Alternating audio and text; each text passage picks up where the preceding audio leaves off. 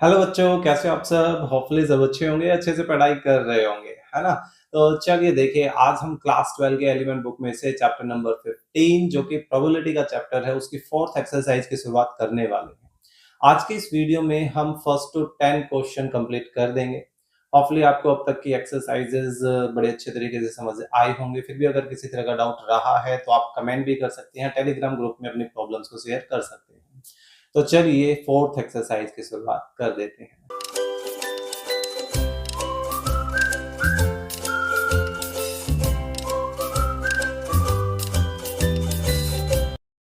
देखिए, फर्स्ट जो क्वेश्चन है वो अब हमारे इंडिपेंडेंट एक्सपेरिमेंट्स पर बेस्ड बेसिकली ये एक्सरसाइज है। जैसे हमने फिर थर्ड एक्सरसाइज की थी इंडिपेंडेंट इवेंट्स की, इसी तरह से ये इंडिपेंडेंट एक्सपेरिमेंट्स से रिलेटेड हम बोल सकते हैं। इसमें इंडिपेंडेंट एक्सपेरिमेंट बेसिकली क्या होते हैं कि जिस मान लीजिए दो एक्सपेरिमेंट है, दोनों एक्सपेरिमेंट्स के एक एक इवेंट लिए, अगर वो इवेंट्स आपस में इंडिपेंडेंट है और इन इवेंट्स को इंडिपेंडेंट दिखाना हम पीछे लास्ट एक्सरसाइज में करके ही आए हैं। तो अगर इवेंट्स इंडिपेंडेंट हो गए तो वो जो दोनों एक्सपेरिमेंट्स हैं वो दोनों एक्सपेरिमेंट्स भी आपस में इंडिपेंडेंट ही कहलाएंगे। ठीक है, तो आपको कोई ख़ास डिफरेंस देखने को नहीं मिलने वाला। लगभग हम जैसा काम पीछे करके आए हैं वैसा ही काम यहाँ भी करेंगे। जो लिटिल बिट चेंज आता जाएगा मैं उसके अकॉर्डिंगली आपको एक्सप्लेन करता हुआ चलूँगा। ठीक है, तो देखिए फर्स्ट क्वेश्चन, इस बार क्वेश्चंस के कटआउट्स जो हैं बड़े गंदे तरीके से हैं क्योंकि मेरे पास अवेलेबिलिटी नहीं थी फ़िलहाल अच्छे से इन क्वेश्चंस की, तो किसी तरीके से मैंने ये अरेंज किए हैं। ठीक है, एक बच्चे ने ही मुझे सेंड किए थे। चलिए देखिए, फर्स्ट क्वेश्चन क्या है। A man and his wife appear for an interview for two post. देखिए, दो अलग अलग आदमी हैं। ठीक है, एक आदमी और एक उसकी वाइफ है, मेन है, दो पर्सन है और दो अलग अलग पोस्ट्स हैं। एक किस तरह का क्वेश्चन हम पीछे करके भी आए थे आपको याद हो तो, लेकिन उसमें एक ही आदमी दो पोस्ट के लिए अपीयर हो रहा था, है ना। और अब यहाँ पर दो डिफरेंट पर्सन्स हैं जो दो डिफरेंट पोस्ट के लिए यहाँ पर अपीयर हो रहे हैं। फिर कहता है कि हस्बैंड के सिलेक्शन की प्रोबेबिलिटी भी गिवन है, वाइफ के सिलेक्शन की प्रोबेबिलिटी भी यहाँ पर गिवन है। तो ये बताना है कि दोनों सेलेक्ट हो जाएंगे, उसकी कितनी प्रोबेबिलिटी होगी, उनमें से कोई एक सेलेक्ट होगा या उनमें से कोई भी सिलेक्ट नहीं होगा। हमें सभी पर काम करना है। ठीक है, तो देखिए क्या करेंगे, लेट कर लेते हैं events let A be the event that husband is selected। ठीक है, एंड बी इवेंट मान लेते हैं क्या कि wife is selected. Clear. So अब हमें यहाँ पर हस्बैंड के सिलेक्ट होने के चांस गिवन है 1/7 है, एंड वाइफ के सेलेक्ट होने के भी चांस गिवन है, कितने 1/5 है।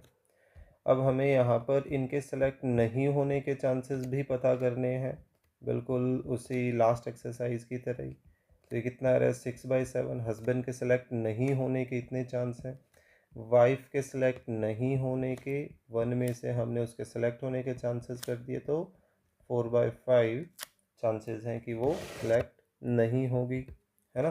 तो अब यहाँ हमें सबसे पहले पार्ट की अगर बात करें तो देखिए उसमें क्या कह रहा है कि both of them will be selected, कि दोनों के दोनों वहाँ पर सेलेक्ट हो जाएंगे। सो फर्स्ट पार्ट के लिए हमारी जो रिक्वायर्ड प्रोबेबिलिटी है वो सिंपल सी क्या है कि हमें ए और बी दोनों के सिलेक्शन की प्रोबेबिलिटी चाहिए। अब क्योंकि ये दोनों इंडिपेंडेंट है, हस्बैंड के सिलेक्शन से वाइफ को कोई फ़र्क नहीं पड़ना, वाइफ के सिलेक्शन से हस्बैंड को कोई फ़र्क नहीं पड़ना, ये दो डिफरेंट अलग अलग पोस्ट के लिए यहाँ पर आए हैं। क्लियर। तो इंडिपेंडेंट होने की वजह से अब इनको ऐसा लिखा जा सकता है ना। अब ए और बी की प्रोबेबिलिटीज़ हमारे पास ऑलरेडी है। ए के सिलेक्शन की प्रोबेबिलिटी 1/7 है, बी के सिलेक्शन की प्रोबेबिलिटी 1/5 है। सो टोटल प्रोबेबिलिटी कितनी आ गई? 1/35। क्लियर? सो ये तो हो गया हमारा फर्स्ट पार्ट। अब सेकंड पार्ट में वो क्या कह रहा है? सेकंड पार्ट में वो कहता है कि only one of them is selected, कि इनमें से कोई एक सेलेक्ट हो। सो उसके लिए बात यहाँ पर दो तरह की आ जाएगी कि या तो हस्बैंड सेलेक्ट हो रहा है तो वाइफ सेलेक्ट ना हो, या वाइफ सेलेक्ट हो रही है तो हस्बैंड सेलेक्ट ना हो। ठीक है, तो यहाँ पर जो रिक्वायर्ड प्रोबेबिलिटी हमारी बनेगी वो रिक्वायर्ड प्रोबेबिलिटी कैसे बनेगी? Selection of husband but not wife, तो हम उसको इस तरीके से शो करेंगे। या का मतलब क्या बताया था? एडिशन आएगा, है ना। हस्बैंड सेलेक्ट नहीं हुआ लेकिन वाइफ सेलेक्ट हो गई, तो ये ऑप्शन हो गई, है ना। और हम ये पढ़ के आए थे कि ये इंडिपेंडेंट होते हैं, तो इनको इसी तरीके से सेपरेट किया भी जा सकता है। तो ये देखिए,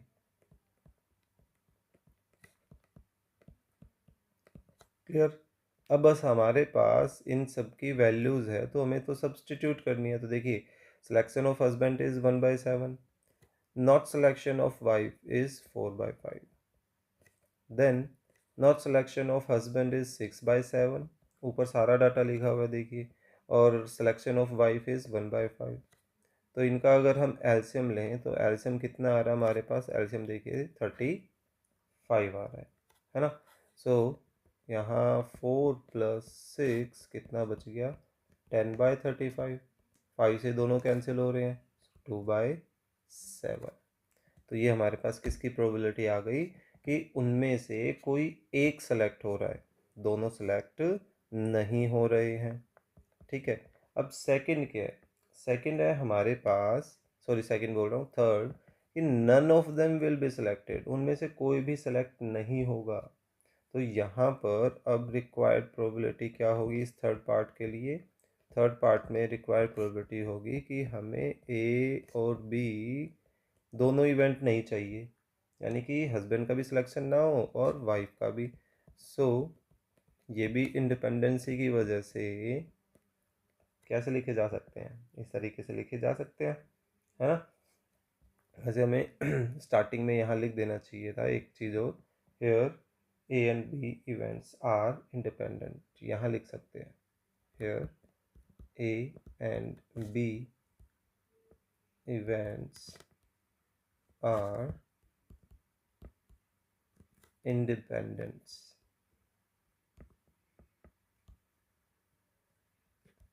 ठीक है, सो उसी का खेल चल रहा है सारा इंडिपेंडेंसी की वजह से। तो अब ए के सिलेक्ट नहीं होने के चांस कितने हैं? 6/7, और बी के नहीं होने के चांस 4/5 है। सो टोटल कितना आ गया? कैंसिल कुछ हो नहीं रहा है, सो 24/35 हमारे पास रिक्वायर्ड प्रोबेबिलिटी आ गई है। क्लियर? तो ये था हमारा फर्स्ट क्वेश्चन, है ना। तो लगभग देखिए बिल्कुल हमने उसी तरीके से किया है थर्ड एक्सरसाइज की तरह, होपफुली समझ आया होगा। बस ये ध्यान रखिएगा कब हमें एडिशन करना होता है, कब हमें ये प्रोडक्ट करना होता है। ठीक है, या का जब ऑप्शन आया, आपने इस क्वेश्चन में देखा कि हस्बैंड सेलेक्ट हो जाए लेकिन वाइफ सेलेक्ट ना हो, या हस्बैंड सेलेक्ट ना हो लेकिन वाइफ सेलेक्ट हो जाए, है ना। तो जब ये कंबाइंड प्रोबेबिलिटी निकालते हैं तब तो हम क्या करते आ रहे हैं? प्रोडक्ट ही करते आ रहे हैं, है ना। और जब या का ऑप्शन आ जाता है, यानी कि तो उस सिचुएशन जहाँ यूँ समझो केसेस बन रहे हैं, वहाँ हम क्या करते हैं? प्लस का साइन यूज करते हैं, उनको कंबाइन करते हैं। ठीक है। चलिए, सेकंड क्या है? सेकंड है हमारे पास the probability of student A passing the examination is 3/7, और स्टूडेंट बी के पास होने के चांसेस भी हमें गिवन है। अब ये कहता है कि assuming the two events A passes B passes, तो इनको हम कोई दो अलग अलग नाम दे देते हैं, ई और एफ इवेंट इनको नाम दे देते हैं, क्योंकि ए और बी तो स्टूडेंट्स के नेम्स हैं यहाँ पर, ठीक है। लास्ट एक्सरसाइज में भी ऐसा ही कुछ आया था। तो let E be the event that student A passes, है ना, and F be the event बोल देते हैं student B passes। Clear. So अब यहाँ हमें ए के पास होने के चांसेस दे रखे हैं 3/7 एंड बी के पास होने के चांसेस दे रखे हैं 5/7। क्लियर। अब ये कहता है find the probability only A passing the examination, सिर्फ ए पास कर रहा है, बी पास नहीं कर रहा है। तो नहीं का ऑप्शन आ गया, दैट मीन्स कि हमें यहाँ पर इनके नहीं पास होने के चांसेस भी निकालने, यानी कि नॉट हैपनिंग ऑफ ई निकालने। तो 1 - 3/7 यानी कि 4/7 आ गया। And not happening of F किसके इक्वल आ जाएगा, 1 - हैपनिंग ऑफ एफ यानी कि 5/7 को हमने सब्ट्रैक्ट कर दिया 1 में से, कितना आ गया 2/7। क्लियर। सो अब अकॉर्डिंग टू फर्स्ट पार्ट हमारी जो रिक्वायर्ड प्रोबेबिलिटी है वो रिक्वायर्ड प्रोबेबिलिटी कैसे निकलेगी कि सिर्फ ए पास हो यानी कि ई इवेंट हो लेकिन बी पास ना हो यानी कि एफ इवेंट ना हो। हमें ये चीज़ निकालनी है। अब क्योंकि ये फिर से वही इंडिपेंडेंट है, आपस में ए के पास होने से नहीं होने से एफ बी पर कोई इफेक्ट पड़ना ही नहीं, है ना। दोनों अपने अपने अकॉर्डिंगली पास या फेल होंगे। So probability of E and probability of not happening of E का प्रोडक्ट आ गया। और ये हमें पता ही है ई की कितनी है 3/7, नॉट हैपनिंग ऑफ एफ कितना है 2/7। सो दोनों को मल्टीप्लाई किया तो 6/49 हमारे पास टोटल प्रोबेबिलिटी आ रही है फर्स्ट पार्ट की, है ना। फिर सेकंड में क्या कर रहा है, only one of them passing the examination, बिल्कुल वही केस बन गई, है ना, कि कोई एक पास हो। तो कोई एक में हमारे पास या तो ए पास हो सकता है या बी। तो अगर ए को पास करवा रही है यानी कि ई इवेंट हो रहा है तो बी को फेल करवाना पड़ेगा हमें। फिर या यानी कि प्लस, है ना, और अगर ए फेल करवा रहे हैं तो ई पास करवा मतलब बी पास करवाना पड़ेगा यानी कि एफ इवेंट हो रहा है। तो अब इनको हम सिंप्लीफाई करें, so happening of E multiply not happening of F plus not happening of E multiply happening of F. Clear? So happening of E is 3/7, not happening of F is 2/7 plus not happening of E कितना है 4/7 and happening of F is 5/7. So इनका एल्सियम कितना आ गया, इनका एल्सियम 49 आ रहा है। so ऊपर हमारे पास 6 + 20 कितना आ गया 26/49। क्लियर। तो ये है हमारा क्वेश्चन नंबर 2, जिसमें फिर से हमने लगभग फर्स्ट क्वेश्चन जैसा ही काम किया है। क्लियर। चलिए नेक्स्ट करते हैं क्वेश्चन नंबर 3। क्या है, Rahul speaks truth 5 times out of 6, यानी कि ये राहुल के सच बोलने के चांसेस दे रखे, प्रोबेबिलिटी है कि वो 6 में से 5 बार सच बोलते हैं यानी कि 5/6 जो है वो प्रोबेबिलिटी हो जाएगी। नेहा के सच बोलने के चांसेस है 9/10 बन जाएगा ये, है ना, 9 टाइम्स आउट ऑफ 10 है। So what is the probability that they contradict each other. Contradict का मतलब है कि अगर एक सच बोले तो दूसरा झूठ बोले, ठीक है, या दूसरा सच बोल रहा है तो पहला झूठ बोले, कुछ इस तरीके से इन द सेम फैक्ट में, सेम फैक्ट से रिलेटेड। ये कुछ वैसा ही है अभी अभी की सेकंड पार्ट जो हम करके आए थे कि ई हो रहा है एफ नहीं हो रहा है या एफ कर हो रहा है और ई नहीं हो रहा है। क्लियर। तो इनको नेम लेट कर लेते हैं, मतलब answer let E be the event बोल देते हैं that Rahul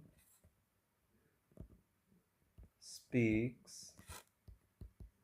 truth and F be the event बोल देते हैं कि नेहा स्पीक्स ट्रूथ। क्लियर। तो देखिए इनकी प्रोबेबिलिटी दे ही रखी है कि राहुल के सच बोलने के चांसेस 5/6 है एंड नेहा के सच बोलने के चांसेस कितने हैं, 9/10 है। अब क्योंकि हमें उनको कॉन्ट्राडिक्ट करना है तो इनके सच नहीं बोलने के चांसेस भी पता करने पड़ेंगे, तो इनको 1 में से सब्ट्रैक्ट कर देते हैं, ये 1/6 हो जाएगा और ऐसे ही ये निकालें तो 1/10 हो जाएगा। क्लियर। सो अब रिक्वायर्ड जो प्रोबेबिलिटी है वो हमारी कैसे निकलेगी, रिक्वायर्ड प्रोबेबिलिटी नहीं निकलेगी कि वो एक दूसरे को कॉन्ट्राडिक्ट कर रहे हैं। कॉन्ट्राडिक्ट का क्या मतलब है कि अगर राहुल सच बोल रहा है तो नेहा उस वक्त झूठ बोल रही होगी, है ना। या का मतलब वही प्लस, अगर राहुल झूठ बोल रहा है तो नेहा को सच बोलना होगा। तो ये सिचुएशन वो बन रही है। अब आप समझ ही गए होगे अब क्या करना है। अब इनकी प्रोबेबिलिटीज़ का डिफरेंट डिफरेंट का हमें प्रोडक्ट करना है ना।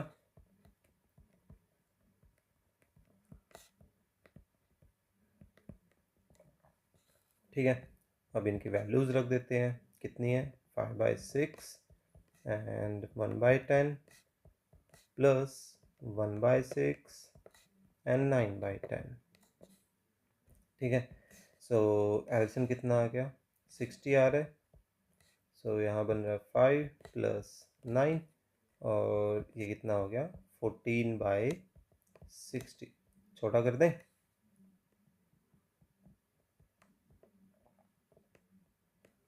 आई थिंक इससे छोटा तो नहीं होगा, है ना। तो ये होगी हमारी रिक्वायर्ड प्रोबेबिलिटी। क्वेश्चन आसान लग रहे होंगे अब आपको थर्ड एक्सरसाइज के कंपेरेटिवली। क्यों? क्योंकि आप थर्ड एक्सरसाइज में ऑलरेडी इस तरह का काम कर चुके हैं, अब आप हैबिचुअल हो चुके हैं इस तरह की चीज़ों से, तो इस वजह से आपको ये काम अब आसान लग रहा है। ठीक है।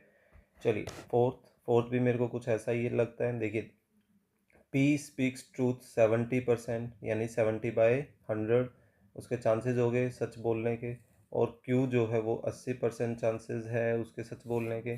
सो इन व्हाट परसेंट में आंसर देना लास्ट में, of cases are they likely to agree in stating the same fact. इस बार एग्री करना है, इस बार उनको कॉन्ट्राडिक्ट नहीं करवाना है। ठीक है। लास्ट जो क्वेश्चन किया था उसमें इनको कॉन्ट्राडिक्ट करवाया था कि एक सच बोल रहा है तो दूसरा झूठ बोलेगा, एक झूठ बोल रहा है तो दूसरा सच बोलेगा, लेकिन इस बार हमें इनको एग्री करवाना है। क्लियर।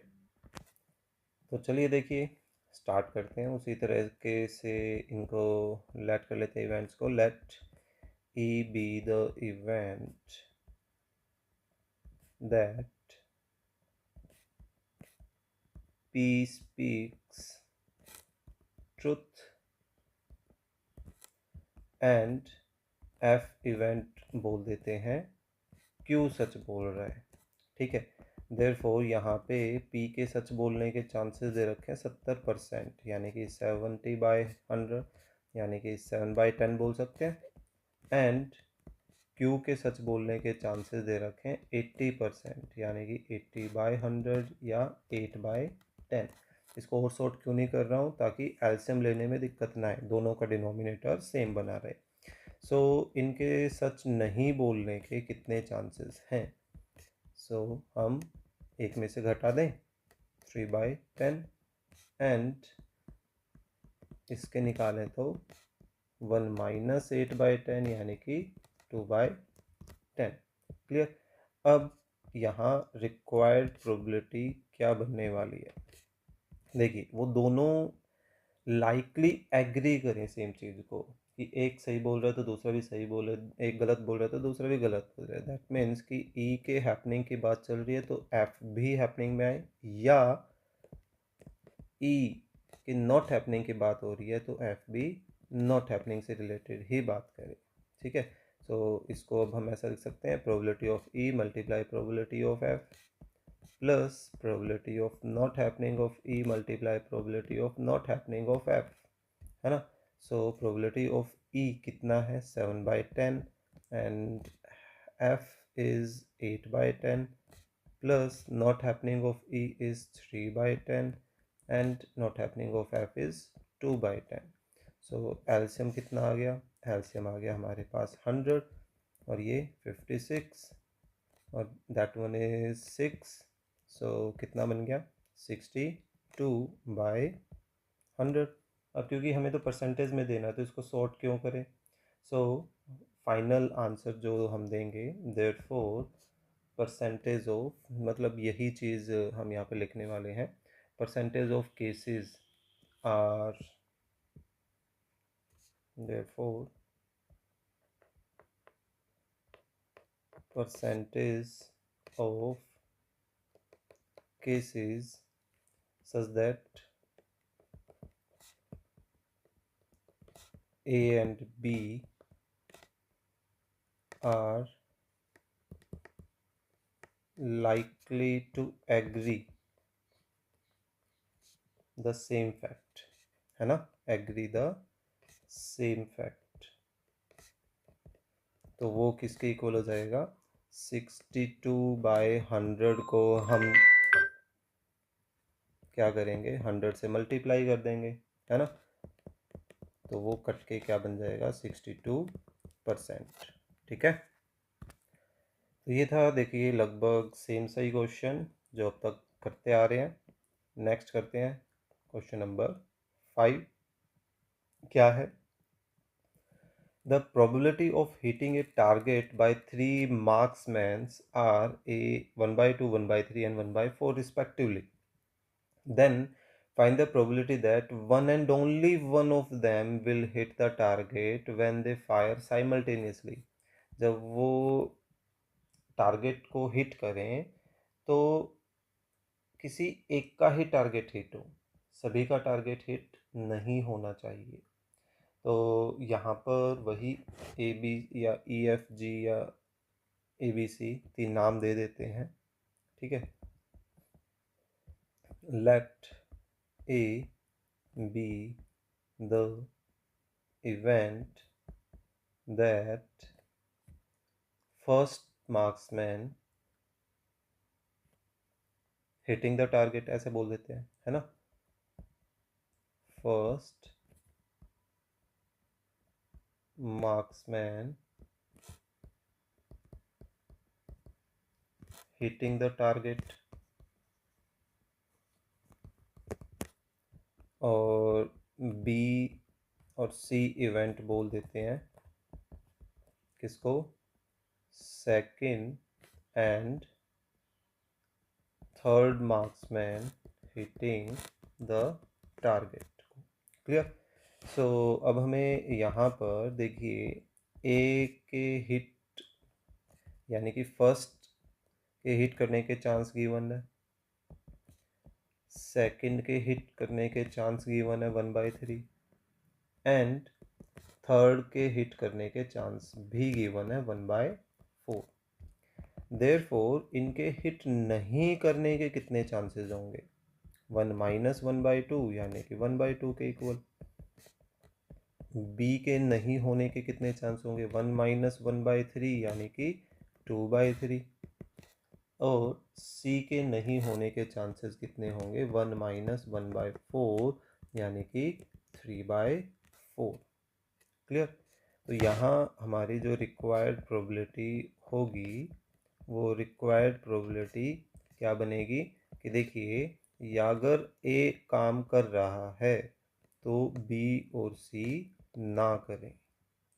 मैं इवेंट के अकॉर्डिंग बोल रहा हूँ, यानी कि अगर फर्स्ट मार्क्समैन हिट कर रहा है तो सेकंड और थर्ड की हिट नहीं होनी चाहिए टारगेट को, या यानी कि प्लस कि ए इवेंट नहीं हो रहा लेकिन बी हो रहा है तो सी भी नहीं होना चाहिए, या ए और बी दोनों ही नहीं हो रहे हैं लेकिन सी टारगेट को हिट कर रहा है. क्लियर? तो ये हो गए हमारे केसेस. अब बस हमें इनको ओपन करना है और इनकी वैल्यू सब्स्टिट्यूट करनी है. प्रोबेबिलिटी ऑफ सी बार, ऐसे ही probability of A bar multiply probability of B multiply probability of C bar. Plus probability of A bar multiply probability of B bar multiply probability of C. Clear?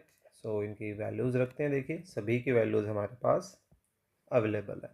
सो ए की probability is 1/2, B के नहीं होने के chance 2/3 है, सी के नहीं होने के 3/4 है। देन ए के नहीं होने के 1/2, बी के होने के 1/3, सी के नहीं होने के 3/4। ए के नहीं होने के 1/2, बी के नहीं होने के 2/3 और सी के होने के चांसेस हैं 1/4। कैंसिल करना पागलपन है इस तरह की क्वेश्चंस में, ठीक है, कि आप यहाँ पर ऐसे ऐसे कैंसिल कर रहे हैं तो चांसेस कम होते हैं कि डिनोमिनेटर इनका मैच करे, और डिनोमिनेटर मैच नहीं करेगा तो आप एलसीएम में टाइम लगाओगे। तो उससे बेटर है कि कुछ कैंसिल ही ना करें और डायरेक्टली एलसीएम देखिए सबका सेम आ रहा होगा, तो आपको ज़्यादा सोचने की ज़रूरत नहीं पड़ती है। सो 24 एलसीएम आ गया, तो ऊपर क्या बन गया 6 + 3 + 2, है ना। तो 6 और 3 9 और 2 11, तो 11/24 ये हमारे पास क्या आ गया फाइनल आंसर। क्लियर? तो ये था हमारा क्वेश्चन नंबर 5। चलिए नेक्स्ट करें। क्वेश्चन नंबर 6 क्या है? Probability of solving specific problem independently by A and B, A और B के सोल्व करने की probability गिवन है। If both try to solve problem independently, find the probability that the problem is solved।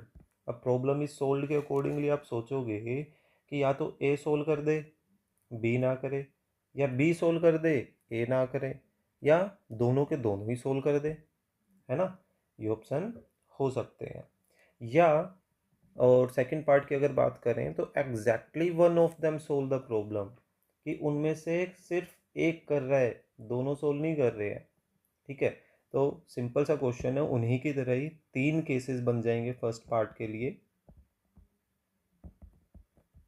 Event late करते हैं सबसे पहले, तो लेट ई बी द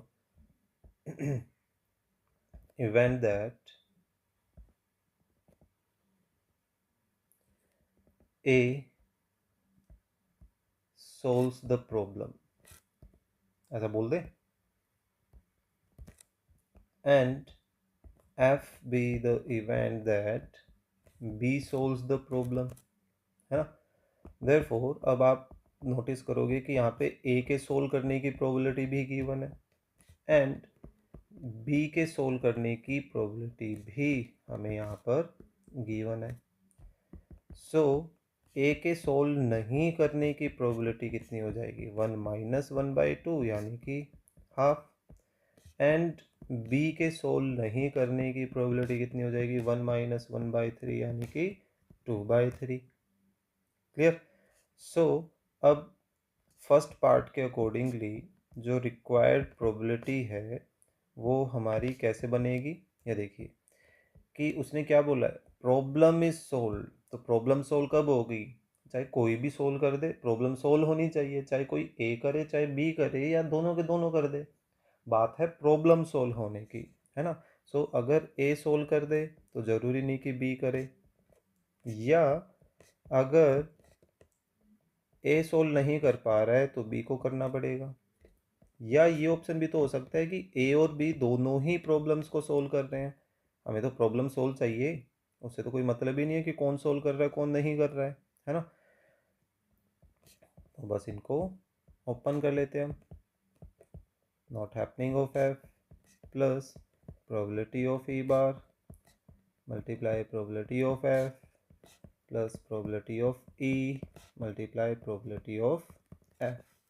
सभी की रिक्वायर्ड प्रोबेबिलिटीज़ हैं, सब्स्टिट्यूट कर दीजिए।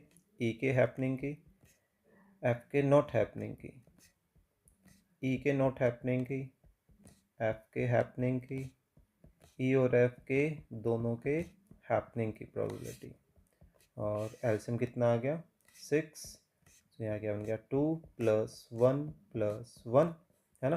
कितना बन गया 4/6 यानी कि 2/3 प्रॉब्लम सोल्व होने के चांसेस है। है ना। अब सेकंड पार्ट में क्या बोल रहा है कि exactly one of them solve the problem, कि उनमें से सिर्फ कोई एक प्रॉब्लम को सोल्व करे। तो आप नोटिस करोगे कि हमें यही तो करना है कि या तो फर्स्ट कर रहा है तो सेकंड ना करे, सेकंड कर रहा है तो फर्स्ट ना करे, है ना। यानी कि बेसिकली यूँ समझिए सेकंड पार्ट के लिए हमारी जो रिक्वायर्ड प्रोबेबिलिटी है वो ये होने वाली है, इतना पार्ट। ठीक है। सो बी पार्ट के लिए हमारी रिक्वायर्ड प्रोबेबिलिटी क्या होगी कि कोई एक सोल्व कर रहा है, तो सिर्फ इनको सोल्व कर लीजिए। यानी कि 6 एल्सियम आ गया, 2+1 और 3/6 किसके इक्वल आ गए, 1/2। अब चांसेस कम है कि प्रॉब्लम सोल्व होगी, क्योंकि उन्होंने किसी एक पे बात डाल दी कि कोई एक ही सोल्व करे, दोनों करे वो ज़रूरी नहीं है यहाँ पर। क्लियर। तो ये था हमारा क्वेश्चन नंबर 6। चलिए 7th क्वेश्चन करते हैं। Question number 7। देखिए 7th क्या है, इन टॉसिंग अ कॉइन थ्राइस, एक कॉइन को 3 बार टॉस करते हैं तो हमें पता है कि हमारा सैंपल स्पेस क्या बनेगा। फटाफट मैं सैंपल स्पेस बना देता हूँ। देखिए head head head, head head tell, head tell head, tail head head. अब एक हेड और 2 टेल लेके चल रहे हैं। ठीक है, एक एक करके हेड को शिफ्ट करता गया। अब तीनों टेल यानी कि 0 है, तो ये तो सैंपल स्पेस हो गया। अब किसके चांसेस पूछ रहा है, find the chances of throwing head and tail alternatively in 3 successive trials. Alternatively यानी कि पहले में अगर हेड आता है तो फिर टेल आए और फिर हेड आए, या पहले में टेल आता है तो दूसरे में हेड आए, फिर तीसरे में फिर से टेल आए। कुछ ऐसे सिचुएशन की यहाँ पर बात हो रही है। ठीक है। सो अब हमें पता है कि किसी हेड के आने के कितने चांसेस होते हैं, 1/2, एंड टेल के आने के कितने चांस होते हैं, 1/2। यहाँ पहले आप एच और टी को बता दीजिएगा। लेट एच कर लेना B the event of occurrence of head. चलिए मैं कर ही देता हूँ।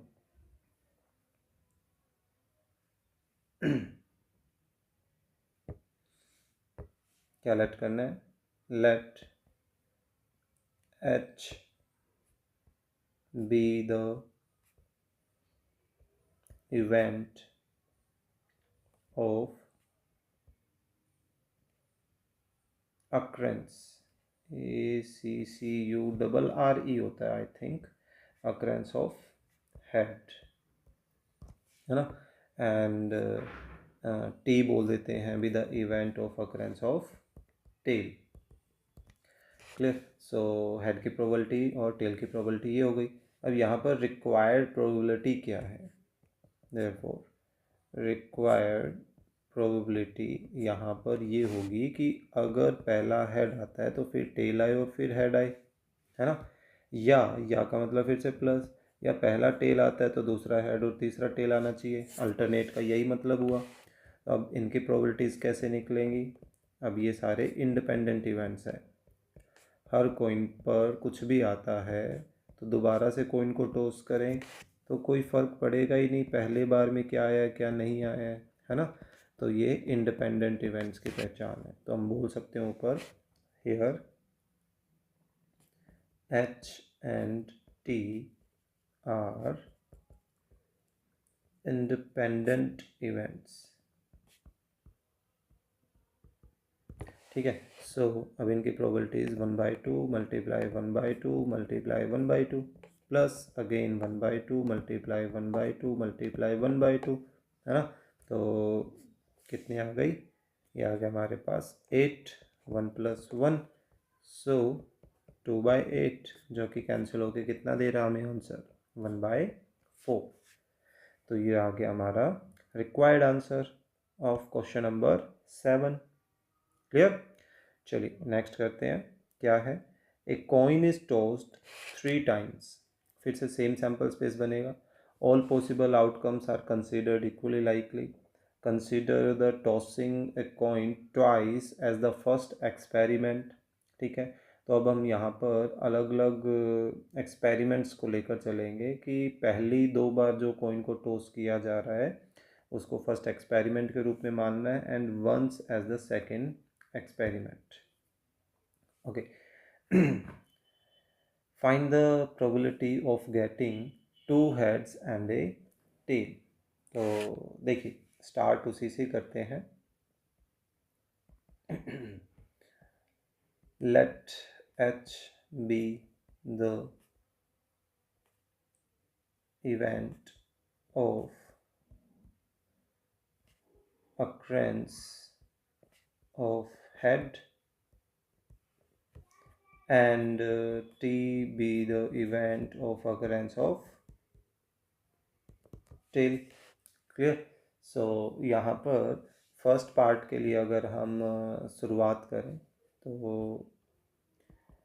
2 heads and a tail are obtained in following ways. हम किस तरीके से वो निकाल सकते हैं उन चीज़ों को यहाँ पर लेकर चलेंगे. क्लियर. सो देखिए ये स्टार्ट करते हैं कुछ इस तरीके. पहले तो ये बता देते हैं कि 2 head 2 heads and a tail may be obtained in following ways. देखो कौन कौन से तरीके में ये निकल सकते हैं कि हमारे पास 2 हेड जो हैं इन फर्स्ट एक्सपेरिमेंट में आ जाए, है ना. तो 2 हेड अगर फर्स्ट एक्सपेरिमेंट में आ गए तो सेकंड एक्सपेरिमेंट में एक टेल आना पड़ेगा, क्योंकि हमें तो 2 हेड और एक टेल चाहिए.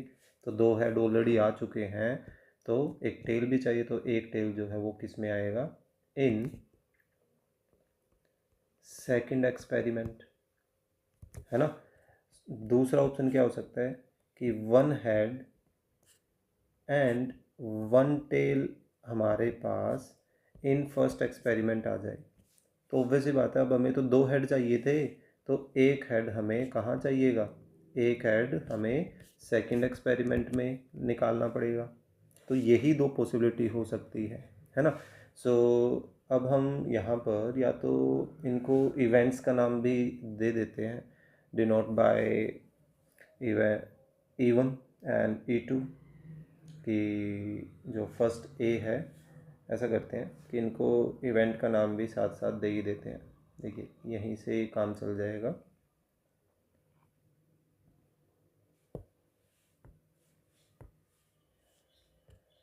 We denote it by E1 and इसको यहाँ बोल देते हैं we denote it by E2. अब देखिए क्योंकि हमारे पास E1 जो है उसमें क्या है कि फर्स्ट एक्सपेरिमेंट में 2 कॉइन टॉस किए जा रहे हैं. तो फर्स्ट एक्सपेरिमेंट के लिए सैम्पल स्पेस क्या होगा, अलग होगा. और सेकंड जो एक्सपेरिमेंट है उसमें सिर्फ एक ही कॉइन टॉस किया जा रहा है. तो सेकंड एक्सपेरिमेंट के लिए जो सैम्पल स्पेस होगा वो क्या होगा, दोनों अलग अलग होंगे. तो हम यहाँ पर ये चीज़ और दिखा देते हैं. Here sample space for first experiment. First experiment के लिए हमारा सैम्पल स्पेस क्या होगा, head head, head tail, tail head, tail tail, है ना. और and sample space for second experiment, उसके लिए क्या होगा, सिर्फ हेड एंड टेल, क्योंकि उसमें तो एक ही कॉइन टॉस हो रहे हैं, है ना. तो अब इस चीज़ को समझिएगा कि अब हमें जो रिक्वायर्ड प्रोबेबिलिटी निकालनी है, देयरफॉर रिक्वायर्ड प्रोबेबिलिटी हमें जो निकालनी है वो सिंपली ये निकालनी है कि E1 इवेंट हो जाए या E2 इवेंट हो जाए, या मतलब दोनों का एडिशन हो गया. अब बात है कि E1 इवेंट क्या है. E1 इवेंट ये है कि पहले एक्सपेरिमेंट में दोनों के दोनों हेड हो. अब ये देखिए कि फर्स्ट एक्सपेरिमेंट में 2 हेड कितनी बार आता है, एक बार ही आता है ना। सो ये क्या कहना चाह रहा है कि दोनों हेड हो फर्स्ट एक्सपेरिमेंट में और दूसरे एक्सपेरिमेंट में क्या हो, टेल। तो यहाँ हम इसको एक सिंगल क्वांटिटी मान रहे हैं। और E2 इवेंट में क्या कहता है कि एक हेड और एक टेल आ जाए, ये दोनों आगे पीछे हो सकते हैं, उससे कोई दिक्कत नहीं है, ठीक है। और दूसरे में हमारे पास हेड ही आए, तो हम बेसिकली इसको एज ए फर्स्ट एक्सपेरिमेंट ऐसे सेपरेट करते हैं। और ऐसे ही यहाँ पर, तो यहाँ ये किस चीज़ को रिप्रेजेंट कर रहा है कि फर्स्ट एक्सपेरिमेंट में 2 हेड कितने तरीके से आ सकते हैं, 1/4 वे में आ सकता है, क्योंकि एक ही तो है और टोटल कितने हैं, 1 2 3 4 ही तो है ना। यानी कि इसकी प्रोबेबिलिटी 1/4 हुई। अब ये क्या है, सेकंड एक्सपेरिमेंट में टेल आने के कितनी प्रोबेबिलिटी है, 1/2 है। Clear. In the same way फिर से फर्स्ट एक्सपेरिमेंट में एक हेड और एक टेल आने के कितने चांस हैं, एक हेड और एक टेल, ये 2 तरीके से आ सकते हैं। यानी कि 2 टोटल कितने हैं, 4 है ना। और फिर सेकंड एक्सपेरिमेंट में एक हेड आने के कितने चांसेस हैं, 1/2 के इक्वल है। क्लियर। सो अब इनको कंबाइन करें तो एलसीएम दोनों का कितना आ गया, 8 ऊपर 1 + 2, यानी कि प्रोबेबिलिटी कितनी आ रही है, 3/8 के इक्वल आ रही है। क्लियर। सो इस तरीके से हमने इसका क्या किया, फर्स्ट पार्ट। और वो सेकंड पार्ट में क्या कह रहा है, सेकंड पार्ट में कह रहा है कि 3 हेड आए, दोनों के दोनों 2 एक्सपेरिमेंट्स बीइंग इंडिपेंडेंट, दोनों एक्सपेरिमेंट इंडिपेंडेंट हैं। तो 3 हेड कितने तरीके से आ सकते हैं, सो 3 हेड का मतलब है कि पहले एक्सपेरिमेंट में भी दोनों हेड आए और दूसरे एक्सपेरिमेंट में भी हेड ही आए, है ना। देखो 3 हेड में बी ऑब्टेन्ड एज, हम ये लिख सकते हैं कि 3 heads may be obtained as 2 head in the first, 2 heads in the first experiment, है ना, and 1 head in the second experiment, ऐसे ही पॉसिबल है ना। देयरफॉर हमारी जो रिक्वायर्ड प्रोबेबिलिटी होगी वो कैसे निकल के आएगी कि तीनों के तीनों हेड हो। तो इसमें हम उसी तरह से फर्स्ट 2 के साथ अलग और एक के साथ अलग करेंगे। अब हमने ये देखा था कि फर्स्ट एक्सपेरिमेंट के लिए जो सैम्पल स्पेस है वो सैम्पल स्पेस क्या है, यस है। तो इसमें दोनों हेड आने की कितनी प्रोबेबिलिटी है, वही 1/4 ही है, तो ये 1/4 के इक्वल आ गया। और तीसरे यानी कि जो सेकंड एक्सपेरिमेंट है उसमें हेड आने के कितने चांस हैं, 1/2 ही है। सो टोटल प्रोबेबिलिटी यहाँ कितनी आ गई, 1/8 के इक्वल आ गई, है ना। औरों के कंपेरेटिवली लिटिल बिट समझने के पॉइंट ऑफ व्यू से ये थोड़ा सा हम मुश्किल बोल सकते हैं, क्योंकि ये लिटिल बिट कहीं ना कहीं कंफ्यूज कर देता है बच्चों को कि ये सेकंड एक्सपेरिमेंट फर्स्ट एक्सपेरिमेंट का क्या लॉजिक है, उसको एक्सप्लेन कैसे करें। तो इतना नहीं है, थोड़ा सा ध्यान से करने की कोशिश कीजिएगा, ठीक है। चलिए नेक्स्ट करते हैं, क्या है, student takes examination in 4 subjects, ठीक है, ABCD। His chances of passing in A में पास होने के चांस गिवन है, बी में, सी में, डी में, सभी में पास होने के चांसेस यहाँ पर ऐसे हमें दे रखे हैं। अभी कह रहा है to qualify he must pass in A में तो पास होना ही कंपलसरी हो गया उसके लिए, and at least 2 other subject, और बाकी जो 3 बचे बी सी और डी एग्ज़ाम, उनमें से किसी 2 में, कम से कम 2 में पास होना ज़रूरी है, तीनों में भी पास हो सकता है ना। तो अब हम इसको करें कैसे, तो यहाँ पर देखिए सिंपल सा ही लॉजिक रहेगा, बस कैलकुलेशन वर्क यहाँ पर थोड़ा सा बढ़ जाएगा। सो इवेंट नाम देने की ज़रूरत पड़ेगी, ABCD ही बोल देते हैं, है ना। नहीं बोलना पड़ेगा, ये देखिए, let E F G H, ऐसे ही कर लेते हैं, E be the event that student passes in subject A, and F G H, चार हमारे पास सब्जेक्ट हैं, तो चार ये अलग अलग इवेंट बन गए कि F B में पास होने के इवेंट बोल दिया, और C और D को बोल दिया गया है G और H। सो अब हमें यहाँ पर क्या चीज़ दे रखा है, यहाँ हमें ए सब्जेक्ट में पास होने के चांसेस दे रखे हैं, कितने हैं, 4/5। बी में पास होने के चांस गिवन है 3/4। सी में पास होने के चांस गिवन है यानी कि 5/6। एंड डी में पास होने के चांसेस दे रखे हैं, कितने हैं, 2/3। देयरफॉर इनके उनमें पास नहीं होने के चांसेस और निकालना है, तो इनको हम क्या कर रहे हैं, 1 में से सब्ट्रैक्ट कर रहे हैं। क्या बचेगा, 1/5। एफ बार कितना बच जाएगा, 1/4, है ना। जी बार कितना बचेगा हमारे पास, 1/6। एंड एच बार कितना बचेगा, 1/3। तो अब इस चीज़ को समझिएगा, देखिए क्या होने वाला है कि रिक्वायर्ड प्रोबेबिलिटी वो बनेगी क्या। रिक्वायर्ड प्रोबेबिलिटी ये है कि वो ए में तो पास होना कंपलसरी है, लेकिन बी सी डी में ये जो 3 सब्जेक्ट बचे, इनमें से किसी 2 में पास होना तो और भी ज़रूरी है। ठीक है, सो हम ऐसा करते हैं कि पहले किसी 2 में पास मान लेते हैं, एटलीस्ट 2 में पास बोला है ना उसने, तो हम 2 में पास कैसे कैसे हो सकता है, इन 3 की बात कर रहा हूँ सिर्फ, तो वो तरीका ढूंढते हैं।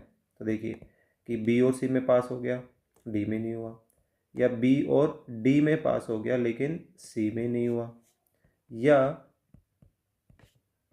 सी और डी में पास हो गया लेकिन बी में नहीं हुआ। तो ये वो ऑप्शन बन गए कि वो किसी 2 में पास हो रहा है, लेकिन उसने एटलीस्ट 2 में बोला था, दैट मीन्स कि वो तीनों में भी तो पास हो सकता है, ए बी सी और डी, है ना। तो ये 4 केसेस हमारे पास यहाँ पर बन रहे हैं, तो हमें इन 4 केसेस को आपस में अब कंबाइन करना है। तो अब इनकी प्रोबेबिलिटीज़ देखिए, इनको ओपन करें तो थोड़ा सा छोटा छोटा लिखने की कोशिश करूँगा। तो ये ओपन होंगे तो probability of A, probability of B, probability of C, probability of D bar, है ना। फिर plus probability of A multiply probability of B multiply probability of C bar multiply probability of D, plus probability of A multiply probability of B bar multiply probability of C multiply probability of D, plus ऐसे ही last probability of A, probability of B, probability of C and probability of D, सभी में pass होने की। सो अब इनकी values रखें। सो देखिए ए बी सी तीनों में पास है, यानी कि ई एफ जी तो हो रहा है। मैंने यहाँ पर गलत लिखे हैं, शिट, आई थिंक मुझे अब दोबारा इनको लिखना पड़ेगा। क्या गलती हुई है यहाँ पे, कोई बताएगा, कमेंट करके ज़रूर बताएं मेरे लिखने से पहले टाइम इंटरवल नोट कर लिए। तो देखिए यहाँ पर गलती हुई है कि हमने ए बी सी में तो सब्जेक्ट थे, वो तो उनके नाम थे, लेकिन इनको इवेंट का नाम दिया है हमने ई एफ जी एच, तो हमें उसके अकॉर्डिंगली काम करना पड़ेगा कि ई एफ जी एच नहीं हो रहा, या ई एफ जी नहीं हो रहा, एच हो रहा है, या ई एफ नहीं हो रहा, जी और एच हो रहा है, या ई एफ जी एच सभी हो रहे हैं। So probability of E, probability of F, probability of G multiply probability of H bar, plus probability of E, probability of F, probability of G bar, probability of H, plus probability of E, probability of F bar, probability of G, probability of H, last probability of E, probability of F, probability of G, probability of H. अब इनके values रखते हैं। देखिए E F G H, E F G and H bar है, so 1/3। Next E F G bar 1/6। Value बड़े ध्यान से रखिएगा क्योंकि छोटी सी मिस्टेक और सारा क्वेश्चन जो है वो गलत हो जाएगा। नेक्स्ट अब मैं इसकी वैल्यूज रख रहा हूँ। So E F bar G H last E F G H सभी हैपनिंग की प्रोबेबिलिटी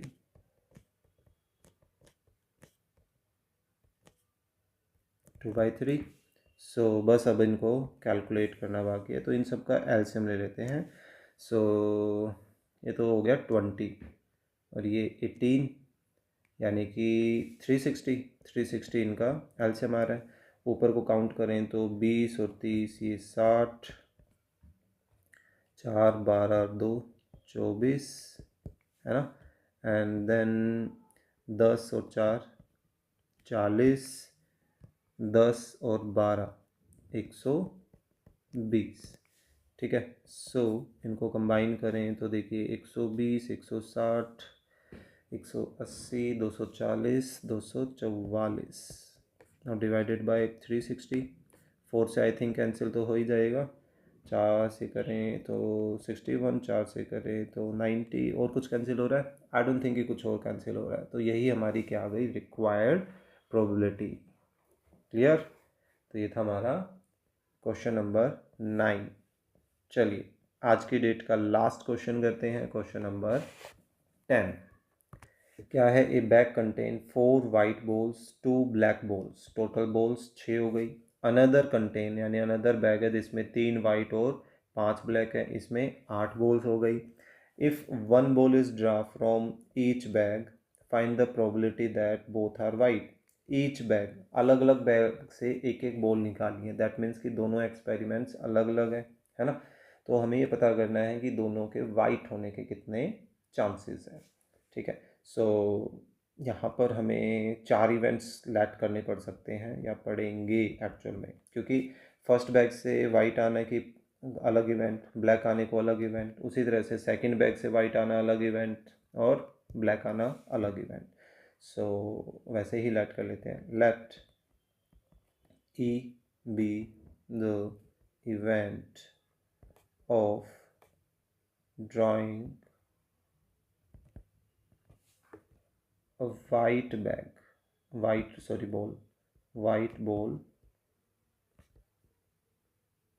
from first bag बोल देते हैं, है ना, from first bag, and F G H be the event of drawing a, कौन सी बॉल है, ब्लैक बॉल है, black ball from first bag, और फिर जी हमने बोल दिया वाइट फ्रॉम सेकंड बैग, और उसमें से ब्लैक आने के इवेंट को सेकंड बैग में से हमने एच बोल दिया है।